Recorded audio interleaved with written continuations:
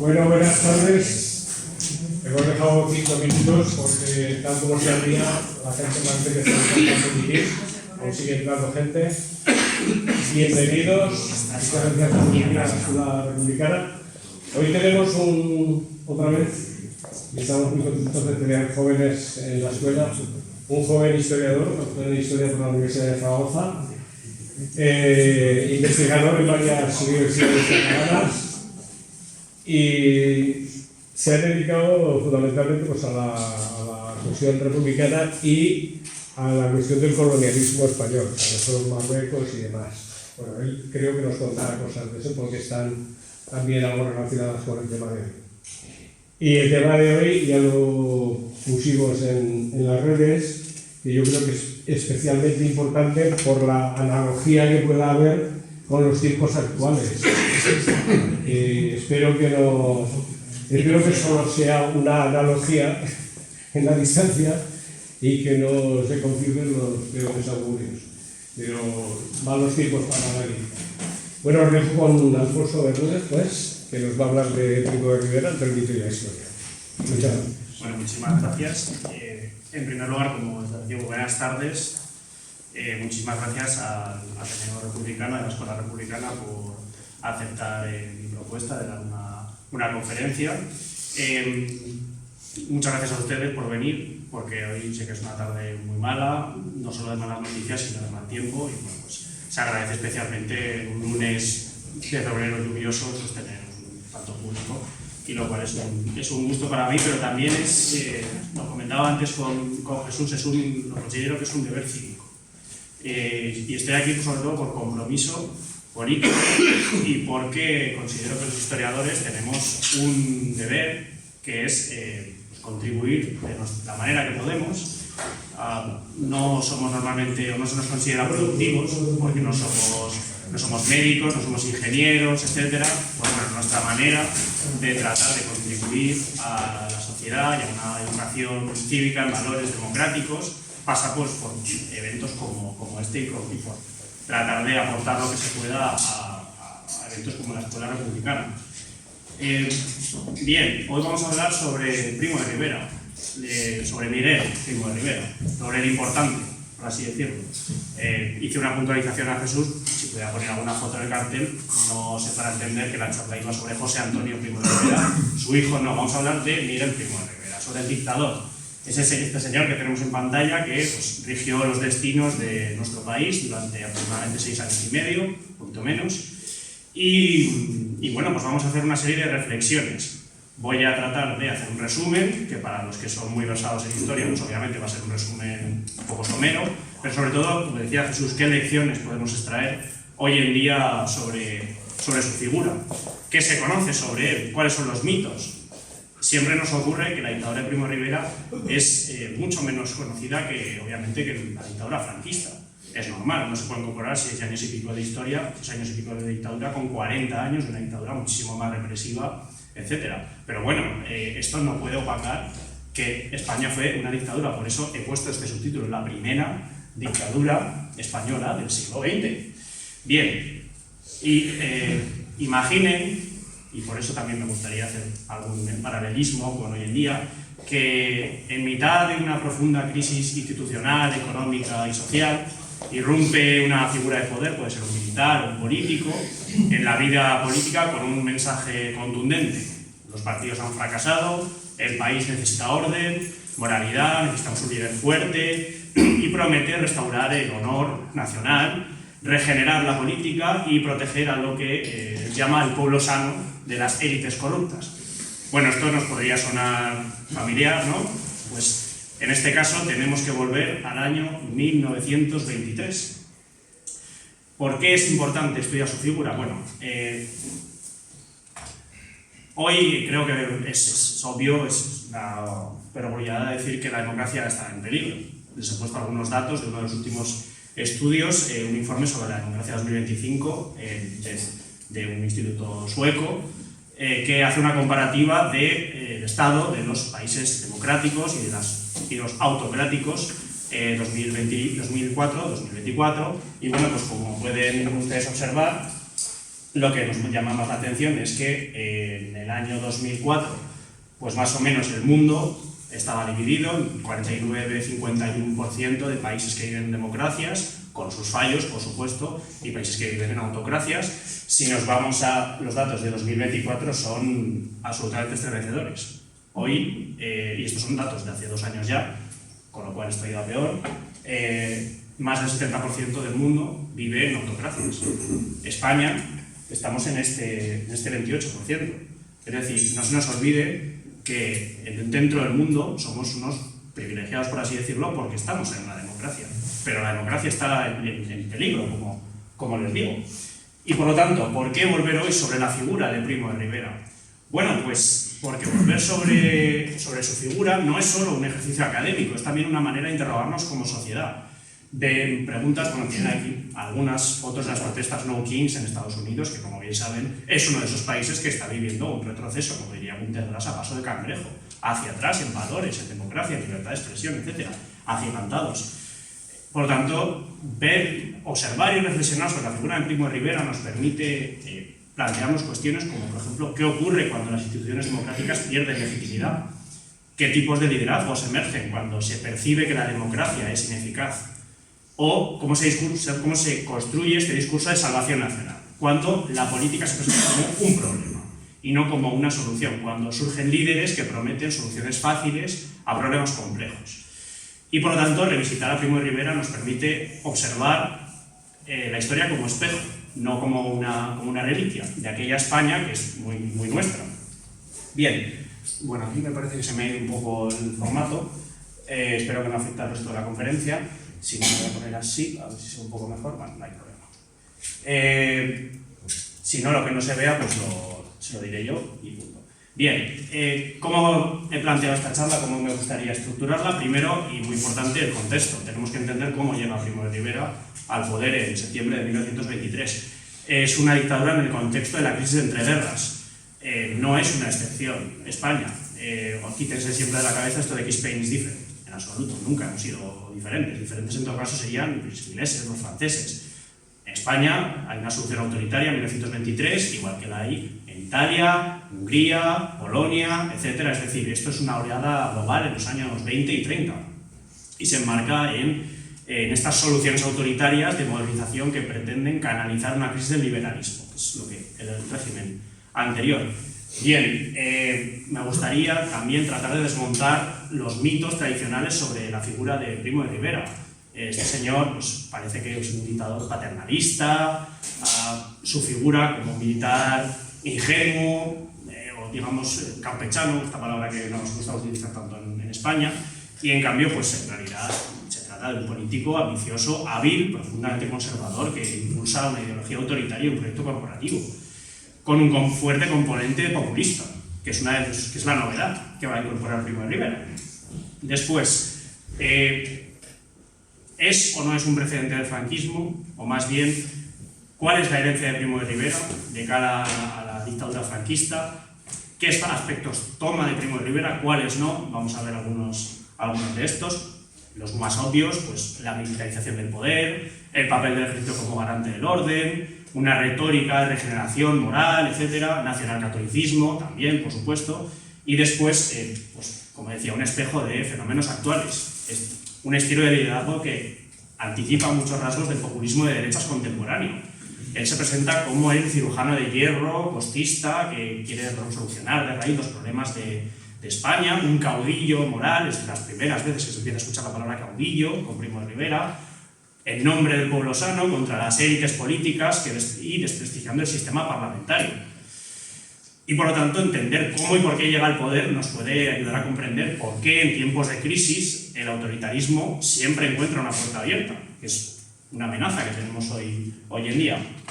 Tenemos que entender también cuál es el contexto, cómo era la España de antes de que llegara Primo de Rivera, el entonces llamado régimen del 76, porque era el surgido de la Constitución de 1876. Bueno, un régimen que nace basado en una promesa de estabilidad, el poder está sobre el papel compartido entre el rey y las cortes, pero en la práctica el rey, en este caso Alfonso XIII, es el árbitro supremo y jefe del ejército, Durante décadas el sistema se basa en el conocido como el turno pacífico, que como pueden ver en la imagen, pues se basa en que hay dos partidos, liberal y conservador, pues uno lo cocina, el otro se lo come y se van alternando más o menos de forma pacífica, por lo menos finales del XIX, principios del siglo XX. Bien, veremos que se produce un intenso desgaste de este sistema, fruto también de que el sistema no puede adaptarse a los cambios, a la sociedad de masas, a que cada vez hay más gente involucrada en política. Por supuesto, cuál es el papel de la violencia, sobre todo la violencia política del pistolerismo en Cataluña, también en otras ciudades, en Zaragoza también. Y después me gustaría hacer, simplemente porque es el tema que yo trabajo más, cuál es el impacto de la política colonial en Marruecos, que es mi tema de investigación, como decía. Bien, el régimen de esta restauración, son dos caricaturas, son muy conocidas.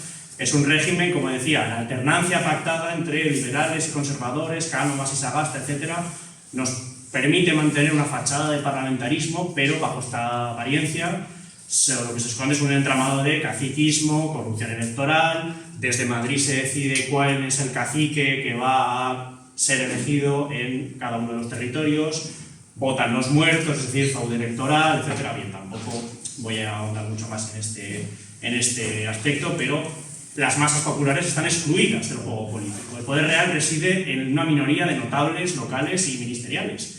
Pero, claro, la sociedad avanza. Y a medida que la sociedad se moderniza, esta ficción es insostenible y va a ser puesta en duda por su izquierda y por su derecha. Y el régimen se va a plantear qué hacemos. Evolucionamos con muchos matices hacia una democracia más plena, como podría ser la francesa, la inglesa, etc. O tenemos una solución autoritaria. Vamos a ver las dos cuestiones. Primero la dictadura de Primo de Rivera y después la Segunda República. Es decir, son soluciones que se plantean a esta... que la clase política, incapaz de regenerarse, pues con ellas trata de responder los nuevos problemas sociales y nacionales. Por supuesto, como comentaba antes, en paralelo el país está viviendo una escalada de violencia social en muchos territorios. El más significativo es la Cataluña de Barcelona, del pistolerismo entre sindicatos y patronal. Esto convierte Barcelona en un campo de batalla social. Pistoleros de la patronal, pistoleros de la CNT, bombas, atentados, y sobre todo lo que va a hacer es que los temerosos burgueses catalanes, que son los que van a financiar el golpe de Estado de Primo de Rivera, van a reclamar al Estado mano y empezar a mirar con simpatía algunas soluciones autoritarias. De hecho, recurriendo al ejército, como les digo, hay una anécdota que, bueno, la patronal catalana estaba buscando a alguien para dar el golpe de Estado y dijeron, bueno, pues Primo de Rivera, a la sazón capital general de Cataluña, en 1923, parece un buen candidato. Es decir, pues vamos a patrocinarte para que des el golpe de Estado. El Primo de Rivera, pues parece que al conde de Güell, que era uno de los que encabezaba la patronal catalana, le va a decir, bueno, yo daría golpe de Estado, pero tengo un gran problema, y es que tengo unas deudas de juego espectaculares. Parece ser que era un poco ludópata. Bueno, pues el conde de Güell, ¿qué es lo que hizo? Sin problema. ¿Cuánto debes? Tanto. Como estas. Yo te pago y no tienes problema que puedes dar el golpe de Estado. Bueno, pues, como decía, esta patronal catalana temerosa de los pistoleros de la CNT va a ser muy importante a la hora de fomentar el golpe de Estado. El golpe de Estado nace en Barcelona, como vamos a ver. El fascismo español nace en Barcelona, es una de las últimas teorías. No en Valladolid, como se había dicho habitualmente. Bien. Y después, obviamente, el desastre anual, la retirada anual, como lo quieran llamar, que va, desde mi punto de vista, esto lo cambia todo. En 1921, bueno, España, como sabrán, invade Marruecos a principios del siglo XX, obviamente como todo país colonial, para saquearlo y extraer sus recursos. Aquí no somos diferentes que franceses, ingleses, la India, etc. En cambio, el problema es que el ejército español no está preparado, su ejército está lleno de reclutas que no quieren estar en Marruecos y va a sufrir una de las mayores derrotas coloniales de toda la historia, que es el desastre anual. Entre 8 o 12.000 soldados españoles son masacrados por las tribus rifeñas lideradas por su líder, Mohamed el Khattabi, y esto va a suponer un auténtico boom para el Estado de la Restauración. Para el ejército es una humillación absoluta. Van a culpar a los civiles, no estáis dando los medios, etcétera, etcétera, pero sobre todo porque va a haber una investigación.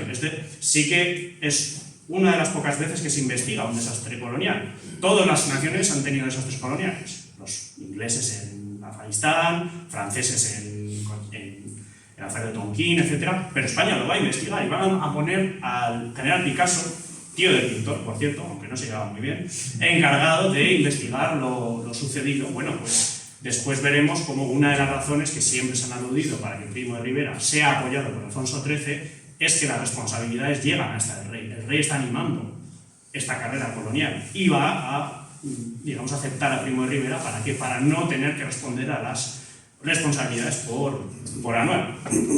Bien, de hecho, pues ha cuadrado un poco, pero lo vemos. El propio Alfonso XIII lo dice. 1921 es el año más triste de todo mi reinado junto con el 31. ¿Por qué? Porque va a ser el que más contribuye a la caída de la monarquía y que me va a llevar a abandonar España. O Indalecio Prieto, líder socialista, dice: en el 31 España, proclamando la República, va a ajustar cuentas con los responsables del 21.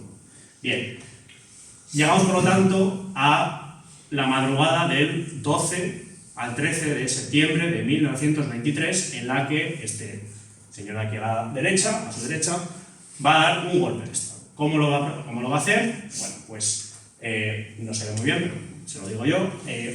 Sacará las tropas en Barcelona y va a proclamar su manifiesto. Digamos, lo que va a llamar es el Manifiesto al País. Bien, en el que va a hablar de, bueno, su lema, y es muy importante, es: viva el rey, abajo los políticos. Es decir, que siempre tengan en cuenta que el golpe de Estado no es contra el rey, es contra el sistema de la restauración. Proclama el estado de guerra, ocupa puntos estratégicos de la ciudad, en Barcelona, denunciando la corrupción, el desgobierno, la antipatria. Primo de Rivera se había movido muy bien en diferentes ambientes, la patronal catalana, la iglesia. Se suele decir que había prometido a cada uno una cosa diferente, con lo cual eso va a suponer un problema cuando no vaya a cumplir. A la patronal catalana parece que les había prometido alguna especie de autogobierno y respeto a las instituciones catalanas que en 2 días, en cuanto llegue a Madrid, se va a olvidar y va a prohibir el catalán. Se les debió quedar una cara, digamos, de circunstancias. Bien, el caso es que el pronunciamiento solo triunfa en Barcelona y en Zaragoza, porque aquí está Sanjurjo, que está, digamos, en el ajo. En el resto de España, ¿qué es lo que van a hacer los militares? Como siempre suelen hacer, yo voy a esperar a que actúe el rey. Es decir, los militares son obedientes a lo que diga su jefe, que es el rey Alfonso XIII. Bueno, ¿cuáles son las razones que está aludiendo Primo de Rivera? Esta caricatura que tienen ustedes aquí a la derecha es la portada del Sol del día del golpe de Estado. Es una alegoría del pueblo español, vestido como un campesino, que habla a los políticos, como Anones, Sánchez Guerra, etcétera, que les dicen: no lloréis ahora porque de estos árboles los plantasteis vosotros y viven de mi savia. ¿Cuáles son los árboles que han provocado el golpe de Estado? El sindicalismo, Marruecos y el separatismo. Es decir, digamos que son las 3 principales razones por las que se ha producido el golpe de Estado de Primo de Rivera. Y, como les decía, ¿cuál es el papel de Alfonso XIII en este caso? ¿Estaba detrás del golpe de Estado? ¿No lo estaba detrás? Bien, un buen historiador sin pruebas no puede afirmar nada. No hay pruebas de que Alfonso XIII estuviera animando, estuviera detrás del golpe de Estado. Lo que sí se sabe es que en cuanto se produjo, lo apoyó y es muy probable que supiera de sus planes. ¿Qué es lo que pudo pasar? Pues las teorías inclinan a pensar que, bueno, dejó ver qué ocurría. Él sabe que había una conspiración militar, pero no va a estar detrás, o por lo menos no hay pruebas de ello. Lo que sí que se va a producir es el gobierno de turno, de García Prieto, va a pedir la destitución de Primo de Rivera. Alfonso XIII, que está de vacaciones en San Sebastián, tardará muchísimo en volver de sus vacaciones, va a volver muy lentamente. Cuando tenía prisa no tenía ningún problema en volver rápido, y al llegar a Madrid se entrevista con García Prieto y le va a negar la destitución de Primo de Rivera, con lo cual pues Prieto dice: bueno, pues yo dimito, y Alfonso XIII va a llamar a formar gobierno a Primo de Rivera. Y esto es importante, ¿por qué? Porque el golpe de Estado siempre está, entre comillas, bajo el paraguas, o al menos al principio, de la Constitución del 76. No es un golpe contra el rey, solamente contra ciertos aspectos de la Constitución. La Constitución nunca queda derogada, solo algunos artículos. Y Primo de Rivera va a ser el que es nombrado jefe de gobierno y su gobierno lo va a llenar de militares, es decir, los militares encargados de las diferentes regiones militares van a ser los que asciendan a los ministerios. Bien, en este momento, y aquí hago un breve paréntesis para que sepamos cuál es la cronología de la dictadura. Normalmente se divide en dos periodos. El primero es el directorio militar, desde 1923 a 25, y el segundo es el directorio civil. ¿Cuál es el parteaguas? El desembarco de Alhucemas. Alhucemas, y el final de la campaña marroquí es la clave de que Primo de Rivera se va a animar a institucionalizar su régimen. ¿Por qué digo esto? Porque, y aquí está otra de las claves, el golpe se consumó sin disparos, sin barricadas, aparentemente sin protesta popular. Obviamente hubo gente en contra, por supuesto, CNT y Partido Comunista intentaron organizar una huelga, que no va a triunfar, pero a la mayoría le pareció, si no bien, dijeron, bueno, vamos a ver qué ocurre, porque también defender un sistema que está corrupto, como bien se sabe, tampoco era... Es una de las razones que, por ejemplo, va a esgrimir Largo Caballero. El PSOE es colaboracionista con la dictadura de Primo de Rivera hasta casi el final, hasta los años 27, 28. El PSOE y UGT, especialmente UGT, va a colaborar con Primo de Rivera. Bien, ¿por qué? Porque dicen, bueno, es que el régimen que teníamos antes tampoco es que fuera especialmente democrático. Pero esto es fundamental, lo que habla Primo de Rivera. Esto es una cirugía, no una amputación. Es decir, yo lo que estoy haciendo es cargarme la corrupción, o al menos tratar de acabar con sus aspectos más lesivos, por así decirlo. Y sobre todo, es un régimen temporal, que esto es lo que va a cambiar. Al principio, cuando Primo de Rivera llegó al poder, él dice, yo voy a estar aquí, un poco a la manera de los dictadores romanos, que les prometían que en 6 meses dejarían el poder. Primo de Rivera va a decir, esto es una letra 90 días, es decir, yo voy a estar 90 días en el poder, incluso hizo un cálculo de 90 días a 12 horas de trabajo, en tantas horas yo voy a solucionar España.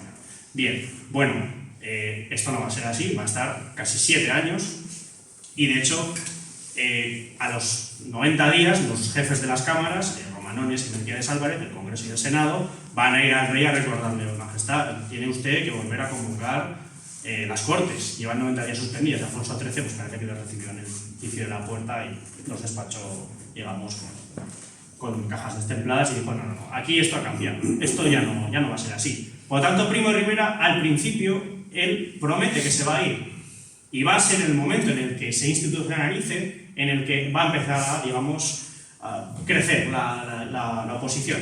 Bueno, va a formar, como les decía, el directorio militar. Lo tienen ustedes aquí, son los generales los que se van a encargar de gobernar España.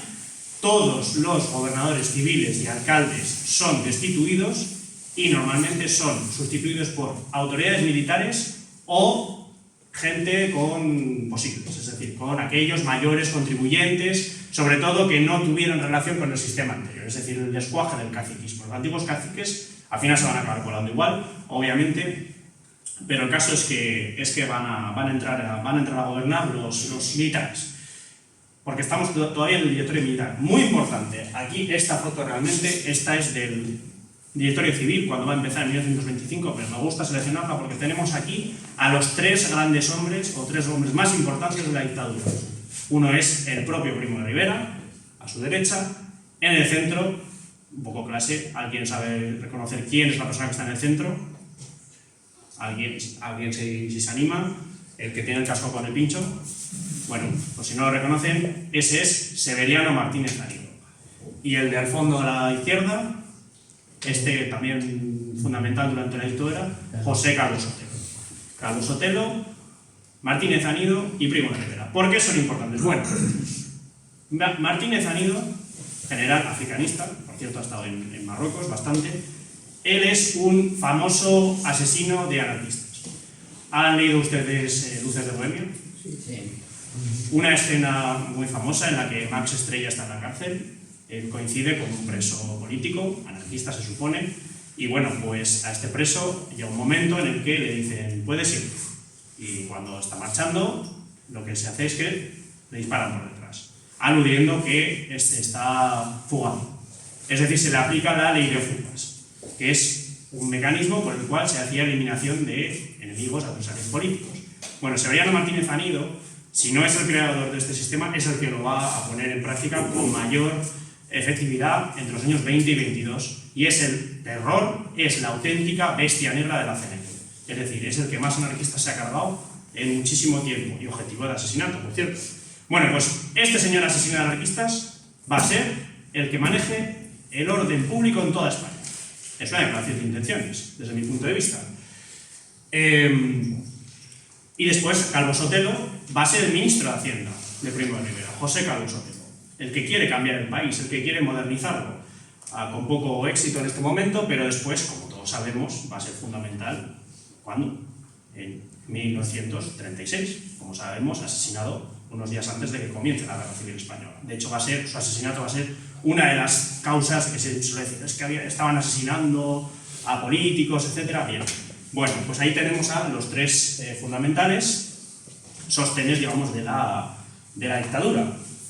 Pero Primo de Rivera va a empezar a crear, como les decía, ha sustituido a los gobernadores civiles, a los alcaldes, etc. Los sustituye por militares. Va a nombrar una nueva figura que son los delegados gubernativos, que se encargan de supervisar a cada partido judicial, y va a empezar a crear una serie de figuras, ahora con poco éxito en la dictadura, pero ustedes vayan viendo todas las cosas que yo voy hablando, qué paralelismos quizás podemos establecer con la propia dictadura franquista. Y no me meto mucho en la dictadura franquista porque aquí hay gente que sabe mucho más de franquismo que yo, y estoy mirando a algún historiador por allí. Pero bueno, el caso es que tenemos, para empezar, un intento de creación de un partido único, que es la Unión Patriótica. Es decir, necesitamos que las masas estén encuadradas en un partido político. Este va a ser la Unión Patriótica, que tiene como señas, pues, patria, religión y monarquía. Algunos decían por ese orden, maliciosamente. Bien, la Unión Patriótica es un intento de crear un partido desde el poder. No va a tener éxito al principio, no tanto al final. De hecho, al final sus siglas UP eran, la gente hacía la broma de que significaban unitario público más que Unión Patriótica. Pero bueno, es un intento de crear un partido político, el único partido político, es decir, el partido político del Estado. Y después el Somaten Nacional. Somaten Nacional ya existe antes de que llegue Primo de Rivera. Es una milicia cívica de origen catalán, una milicia cívica armada, que nace en Cataluña, después se extiende a otras ciudades. De hecho, Zaragoza es la primera ciudad donde surge el Somaten, fuera de Cataluña, en 1919 concretamente. Por cierto, su impulsor es el mismo que fundó el Real Zaragoza, el conde de Sobradiel. Bueno, ¿de qué se encarga esta milicia cívica armada? ¿Quiénes son? Como pueden ver, gente trajeada con armas.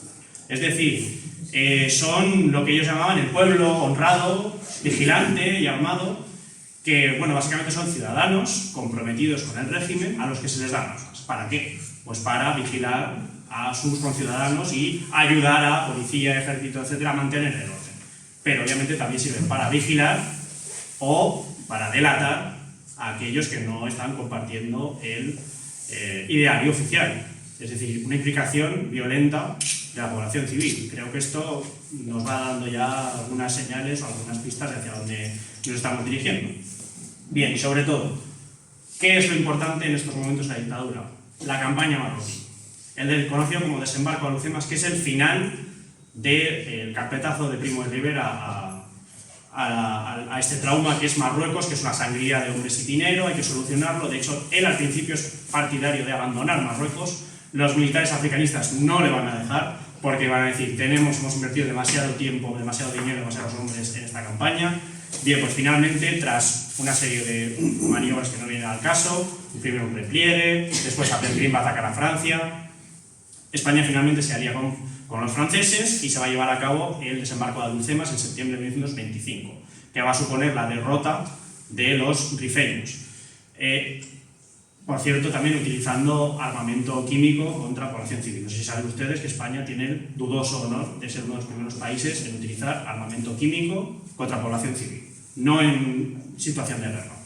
Lo primero creo que fueron los turcos contra los armenios en el 19. Después lo va a hacer España, bombardeando zocos poblados con población, mujeres y niños en el Rif, cosa que el Estado español nunca ha reconocido y no se ha hecho una reparación en este sentido.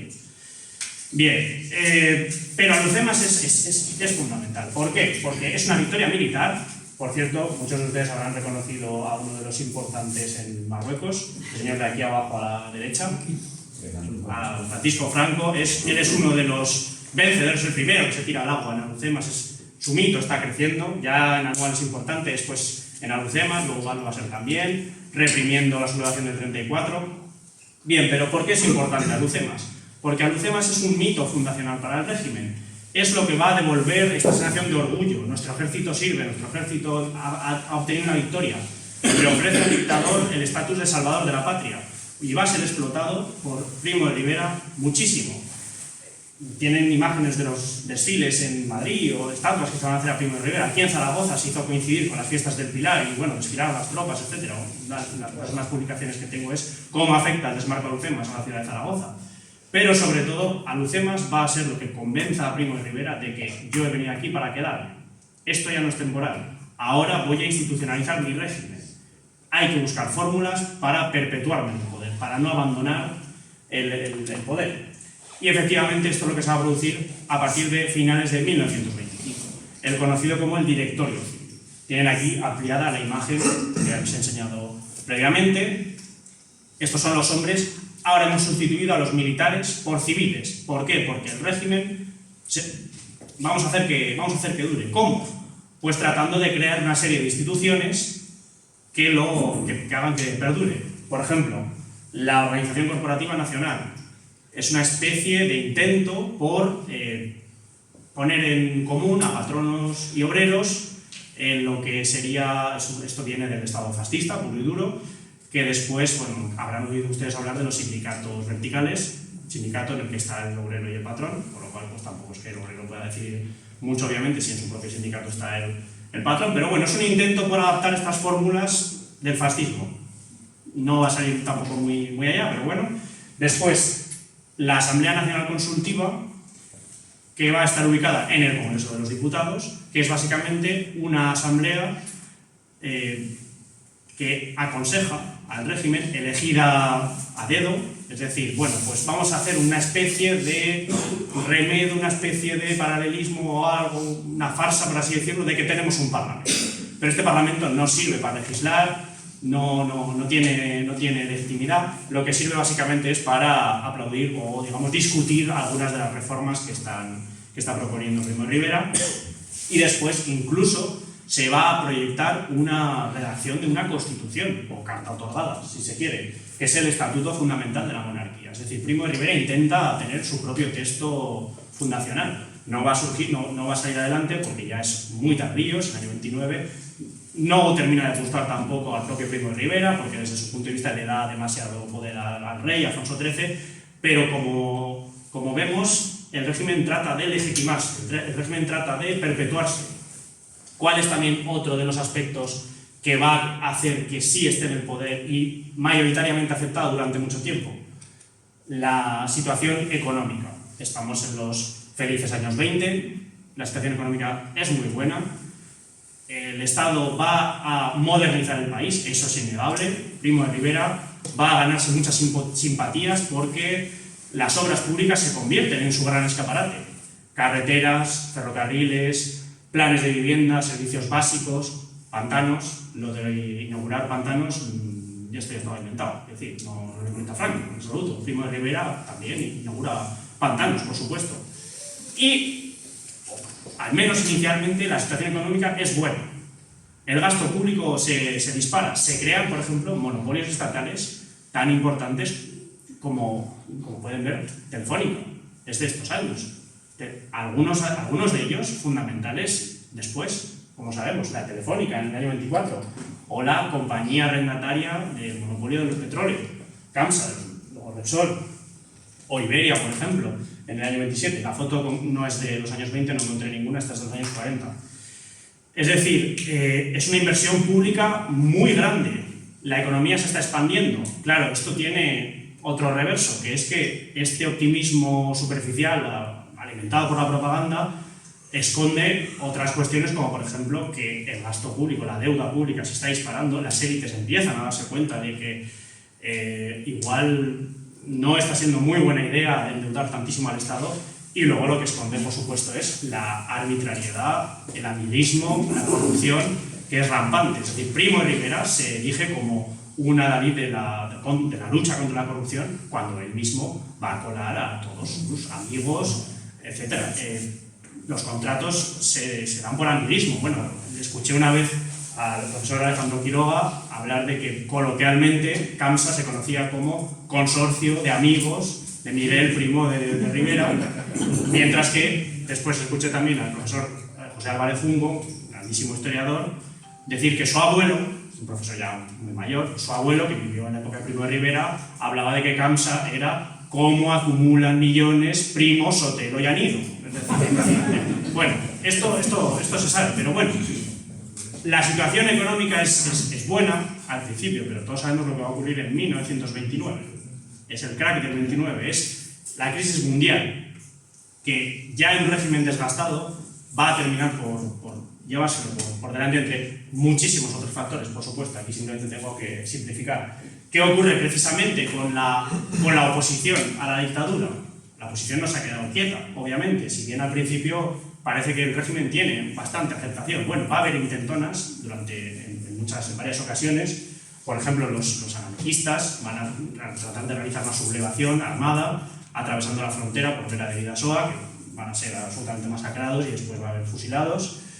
Pero vamos a ver cómo la oposición va a crecer. De hecho, Alfonso XIII decía que la dictadura había hecho dos cosas bien. Una era el firme de las carreteras y otra traer la Segunda República. Porque es que Primo de Rivera va a fomentar el sentimiento republicano. Porque va a haber muchísima oposición. Ejercicio nuevamente de historia. ¿Quién me sabe reconocer a todos estos que tengo yo aquí reflejados? El primero de izquierda es Miguel de Unamuno, efectivamente. ¿Quién se opone a la dictadura?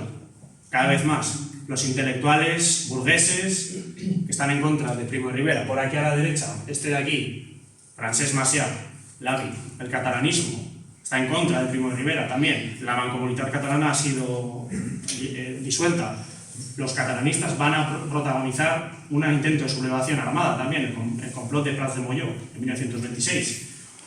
Y estos dos de aquí, si se te sublevan los anarquistas o los intelectuales, pues es preocupante. Pero lo preocupante es cuando se te empiezan a sublevar figuras como Valeriano Weyler, que es uno de los militares más importantes del ejército, que va a protagonizar junto con Alberto Aguilera, otro general muy importante, uno de los primeros intentos golpes de Estado grandes contra Primo de Rivera, que es la Sanjuanada, en 1926. Es decir, sectores del ejército descontentos por normalmente intereses corporativos van a hacer un intento de golpe de Estado contra Primo de Rivera en 1926.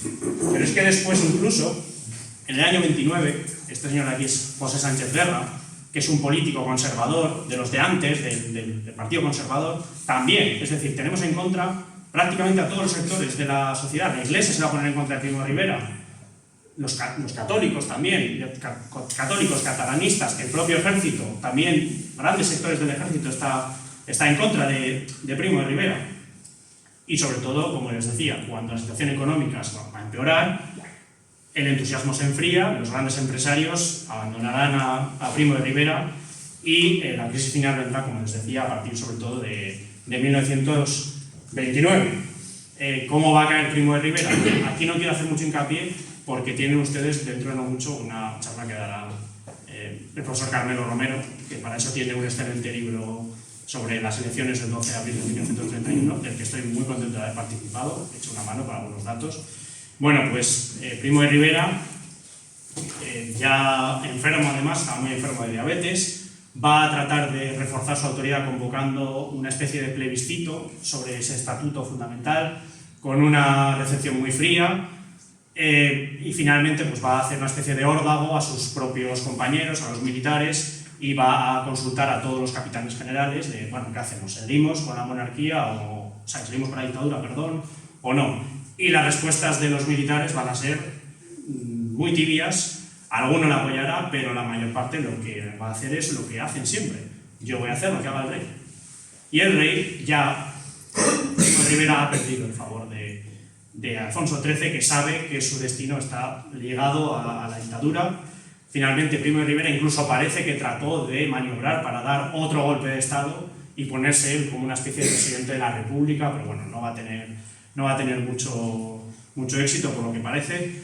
Y finalmente, falto de apoyos, va a presentar su dimisión, Alfonso XIII, en enero de 1930, y un mes y medio después se va a exiliar a París, y un mes y medio después fallecerá, para ser de causas naturales, tras el estrés que le había causado el mando, etcétera, etcétera.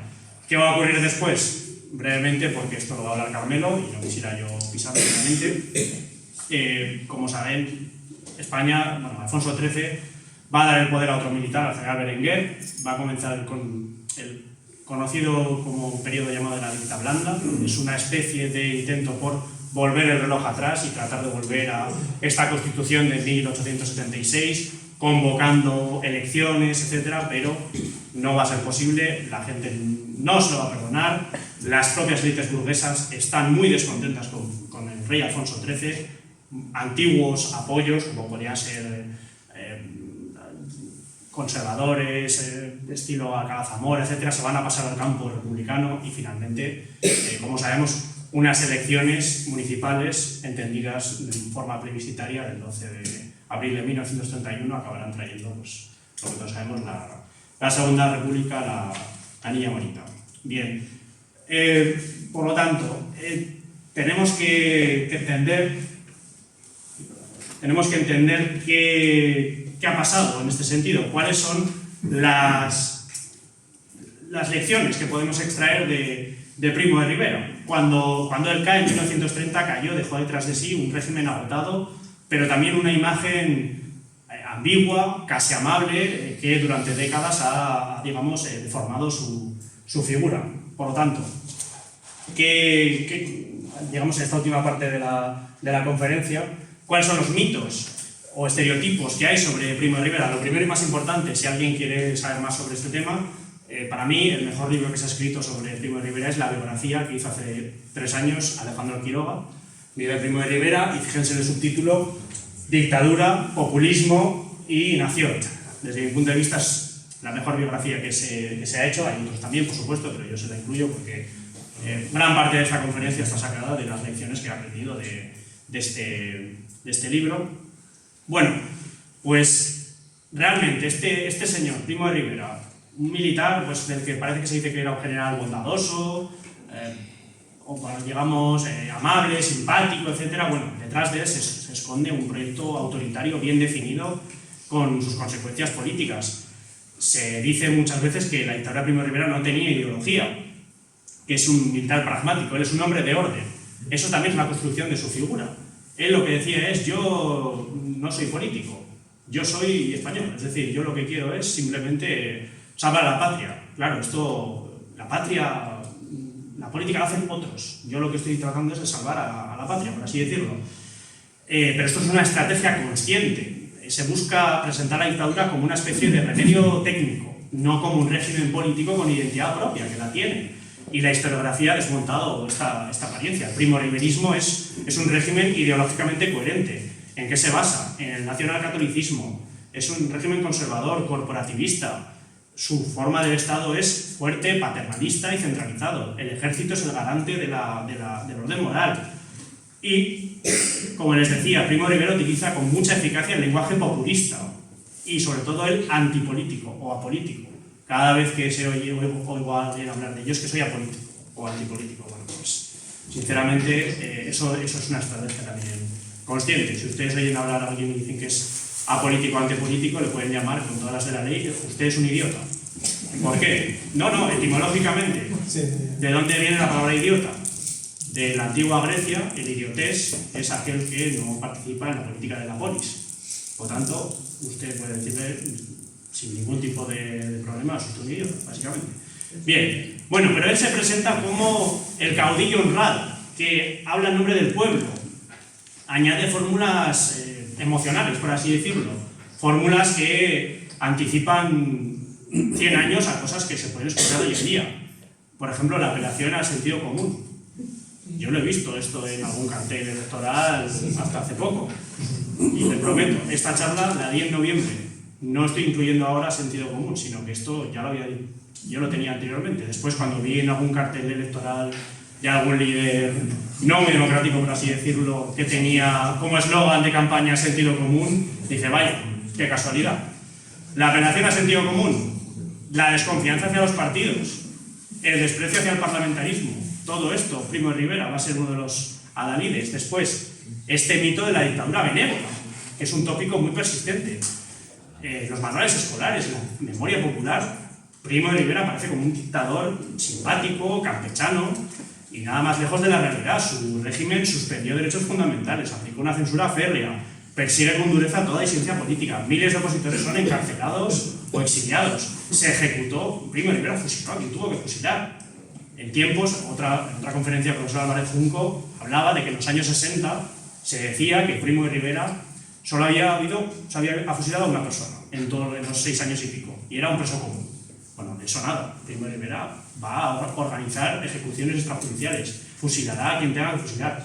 Ahora bien, si lo comparamos con lo que va a ir después, obviamente las cifras palidecen. Creo que, no sé si controlo mucho el dato, pero me parece que la dictadura franquista tiene el récord de fusilamientos en tiempo de paz, superando a la de Hitler y Mussolini, a no sé si 11 personas al día, en la primera etapa no en la guerra civil, a partir del 39, Es decir, obviamente, claro, las cifras palidecen si comparamos franquismo y primo-riverismo. O, por ejemplo, con el catalanismo, se prohíbe el uso del catalán, sus símbolos políticos. Pero bueno, esta imagen de dictadura amable no es casual, sirve para blanquear su legado. Especialmente, por ejemplo, por el franquismo. El franquismo va a utilizar la figura de Primo de Rivera. Y ahí viene la tercera pata. ¿Es un precedente franquista o no lo es? Bueno, más bien, ¿qué le debe el franquismo al primo-riverismo? Bueno, pues el franquismo heredó mucho más de lo que se reconoce del régimen primo-riverista. La militarización del poder, el modelo corporativo, la retórica regeneracionista, el vínculo con la Iglesia, además, por supuesto, de la propia figura de Primo de Rivera, que es la propia Franco. Bueno, la imagen que tenemos hoy les he incluido, esta es la estatua que hay hoy en día a Primo de Rivera en su localidad natal, en Jerez, vandalizada en 2020. Pero el Ayuntamiento de Jerez no la retira ni tiene intención, por lo que parece, de retirarla. Pero sobre todo, no es tanto lo que Franco hereda al Primo de Rivera como aprender de sus errores. Ahí es lo que considero que es también otra de las cosas. Franco va a aprender, pues, por ejemplo, Franco sabe que un dictador no puede depender de una monarquía. No puedes tener un Alfonso XIII que te está fastidiando, como le ocurrió a Primo de Rivera, ni limitarse a ser un simple presidente de un Consejo de Ministros, que es lo que va a intentar Primo de Rivera. Franco va a decir, el poder lo tengo yo y nadie más. Luego ya otros harán la política, pero yo voy a ser el jefe del Estado. O, por ejemplo, esto es una conversación con uno de sus primeros ministros, con Pedro Sainz Rodríguez, creo que ministro de Educación, si no me equivoco, en el primer franquismo. El que toma el poder es para no dejarlo. En otra conversación informal va a decir, yo no voy a dimitir, de aquí al cementerio. Es decir, en absoluto, cuando uno toma el poder, es para siempre. No para decir, bueno, ya me iré o lo que sea. No. Franco va a aprender esto muy bien. Y luego, de hecho, a la hora de hablar de la monarquía va a decir, bueno, monarquía sí, pero yo cuando ya me haya ido. Es decir, ya veremos. Atado y bien atado todo, como se suele decir. Y además, al que va a ser el jefe del Estado, al que va a ser el rey, lo voy a educar yo. Y lo voy a educar yo en los valores que yo quiera, como bien saben ustedes. Bien, por lo tanto, y ya concluyo, no quiero tampoco entreteneros mucho más, la dictadura de Primo de Rivera, desde mi punto de vista, es un momento decisivo en la historia contemporánea de España. ¿Por qué? Porque es el colapso del sistema parlamentario. Por ejemplo, el profesor Santos Juliá o el profesor Moreno Luzón hablan de que Primo de Rivera lo que va a hacer es abrir la caja de los truenos, abre la veda. Desde el año 76 no se ha tomado el poder por medio de un golpe militar, como se había ocurrido durante todo el siglo XIX. Espartero, Prim, etc. Bueno, pues Primo de Rivera lo que va a hacer es legítimo o aceptable que vuelvan los militares y que vuelvan a tomar el poder por medio de las armas. Y sobre todo, su ascenso revela la fragilidad de las instituciones liberales cuando son incapaces de regenerarse internamente o de dar respuesta a demandas sociales y económicas. Se puede avanzar disfrazado de una solución temporal ante la crisis del parlamentarismo. Y, por tanto, su figura, tiene visteis ahí bajo sus mensajes, compleja, contradictoria, populista, autoritaria, encarna este tipo de liderazgo providencial que reaparece en momentos de incertidumbre, y su memoria, manipulada por el franquismo y más adelante incluso ignorada durante décadas, considero que debería ser hoy objeto de debate como un caso paradigmático de populismo de derechas y militarismo político.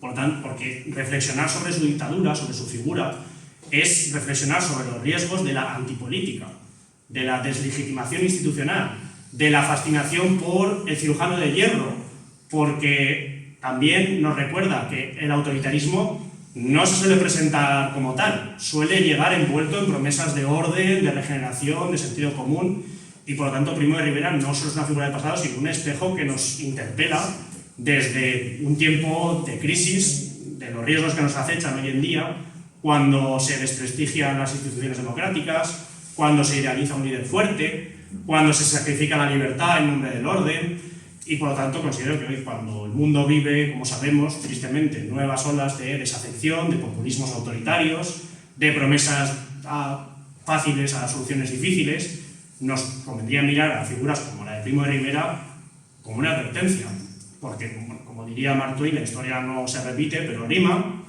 y si no aprendemos de ella, corremos el riesgo de volver a escuchar viejos versos con nuevos acentos. Muy bien, muchas gracias.